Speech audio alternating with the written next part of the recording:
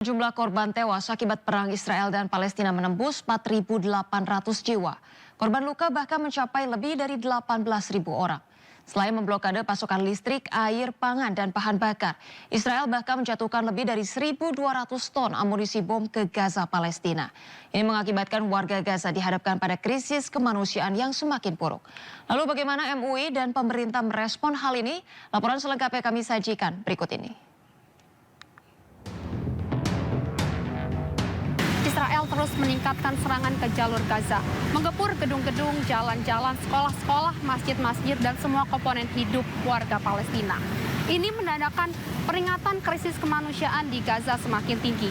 Lantas bagaimana respon Indonesia, terutama MUI terkait agresi militer Israel terhadap Palestina, dan bagaimana kondisi warga Palestina sejauh ini, kita cari tahu informasinya.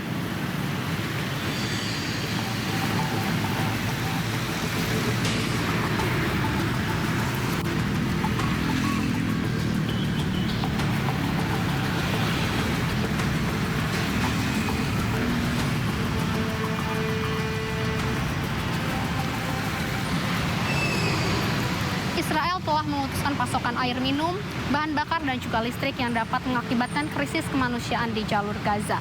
Rumah sakit, fasilitas umum, dan fasilitas kesehatan yang hancur akibat pengeboman juga dapat menyebabkan kehidupan di jalur Gaza berhenti total.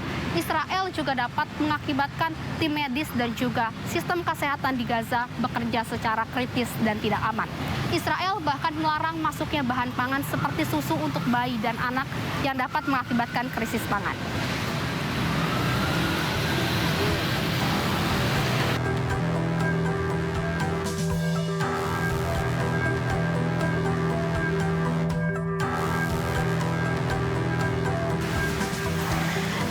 Itu serangan pendudukan Israel yang menggempur jalur Gaza tanpa mengindahkan hak-hak sipil warga Palestina dapat mengakibatkan krisis kemanusiaan di jalur Gaza semakin meningkat.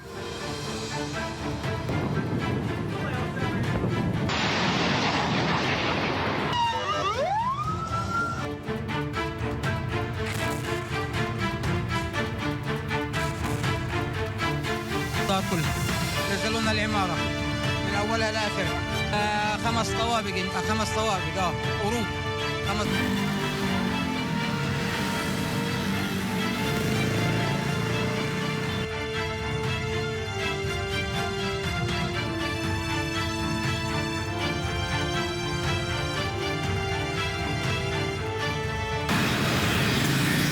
Hamas terhadap Israel pada 7 Oktober 2023 adalah bentuk reaksi akibat perbuatan sewenang-wenang otoritas Israel yang telah mencaplok wilayah Palestina selama bertahun-tahun. Lalu bagaimana respon MUI terhadap ini?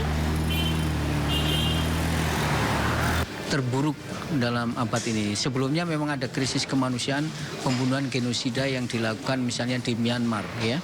Tapi ini adalah besar sekali karena menggunakan mesin-mesin canggih. Penghancuran dengan rusaknya rumah sakit Indonesia di Gaza dan rumah sakit di Gaza yang baru ini, termasuk juga gereja yang hancur hari ini atau kemarin, itu menunjukkan bahwa Israel tidak memberikan perhatian, kepedulian terhadap etika perang. Karena telah membabi buta, merusak rumah sakit.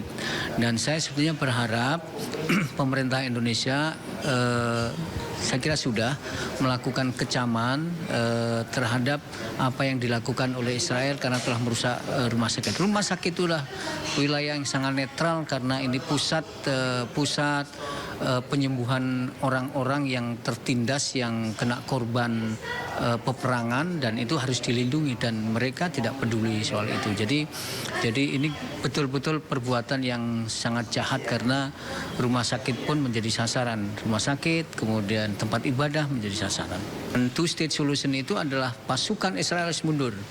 Yang kedua, tanah-tanah yang selama ini dikuasai secara ilegal oleh Israel harus dikembalikan. Jadi mengembalikan kedaulatan tanah, tetapi juga politik harus mundur. Tapi penting juga dilakukan langkah-langkah yang lebih konkret, misalnya meyakinkan Mesir untuk memfasilitasi pembukaan blokade itu sehingga masyarakat yang membutuhkan bantuan kemanusiaan itu bisa menikmati. Sudah lebih dari 75 tahun sejak 1948 Israel menjajah Palestina. Bahkan kini 85% wilayah Palestina telah dikuasai Israel. Lalu bagaimana respon warga Jakarta terkait konflik Israel-Palestina yang kian memanas? Pak sendiri terkait perang Hamas dan juga Israel, gimana sih nih Pak? Tanggapan saya sangat prihatin ya, karena dengan adanya perang tersebut terlalu banyak pertumpahan darah. Banyak sekali anak-anak kecil yang kena korbannya, orang-orang tua, semuanya ya. Hamas sendiri sebenarnya melakukan pembelaan atas penyerangan dari pihak Israel. Harapan dan juga tanggapan ke pemerintah Indonesia dan juga hukum internasional melihat warga Palestina sudah memasuki krisis kemanusiaan, Pak.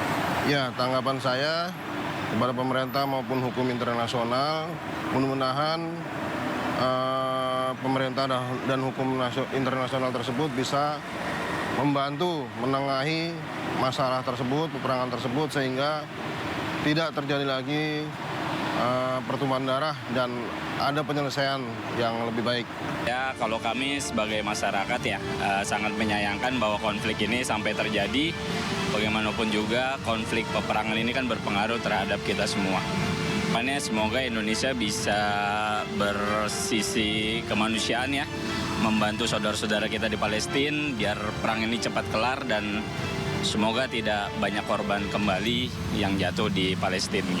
Ya semoga secara hukum internasional tersebut sebenarnya sudah bagus dan semoga bisa ditetapkan secepatnya, dibantu dengan pemerintah Indonesia yang menyuarakan di dunia internasional gitu.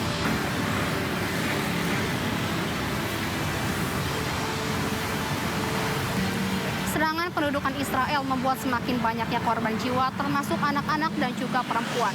Bahkan serangan Israel menargetkan rumah-rumah warga Gaza dan juga kampung-kampung pengungsian. Dan per hari ini total korban jiwa meninggal dunia sebanyak 2.800 orang dan korban yang mengalami luka-luka sebanyak 10.000 orang lebih. Dan diharapkan lembaga-lembaga warga sipil dan juga lembaga internasional dan juga pemerintah dapat bergerak cepat mencegah kebijakan kedudukan dan juga membuka sektor kemanusiaan di Gaza. Dan sebagai warga negara yang menjunjung tinggi hak asasi manusia, sudah seharusnya mendukung kemerdekaan Palestina dan mencegah imperialisme dan juga terorisme Israel. Dengan saya Nisa Sahib bersama juru kamera Dimas Winardi dan juga Jamie Jasin, sampai jumpa